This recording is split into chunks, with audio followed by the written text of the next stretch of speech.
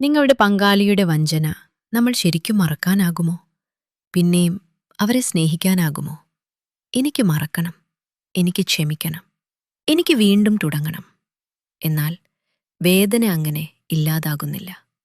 ഓർമ്മകളിലൂടെ, സംശയങ്ങളിലൂടെ, ഓരോ ചെറിയ വഴക്കിലും അത് വീണ്ടും തിരിച്ചുവരുന്നു. ആളുകൾ പറയുന്നു, മുന്നോട്ടു പോവൂ.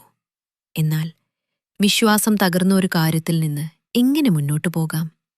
വഞ്ചന ഹൃദയത്തെ മാത്രം വേദനിപ്പിക്കുന്നില്ല.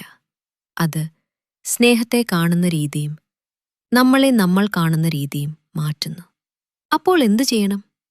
നമ്മുടെ മനസ്സിന് സമാധാനം കിട്ടാൻ വിട്ടുപോകണോ? അല്ലെങ്കിൽ ബന്ധം വീണ്ടും പണിയാൻ ശ്രമിക്കണോ? സത്യം ഇതാണ്, വഞ്ചന നമ്മൾ മറക്കുന്നില്ല.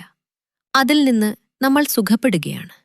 പക്ഷേ ആ സുഖപ്പെടൽ നടക്കുക സത്യസന്ധത, ഉത്തരവാദിത്വം, യഥാർത്ഥ മാറ്റം എന്നിവ ദിവസേന ഉണ്ടെങ്കിൽ മാത്രമാണ്. വേദന അവഗണിക്കുമ്പോൾ സ്നേഹം ക്രോധമായി മാറും. ശ്രമം ഒരാൾ മാത്രം ചെയ്യുമ്പോൾ താമസിക്കുന്നത് കൂടുതൽ വേദന തന്നെയാകും.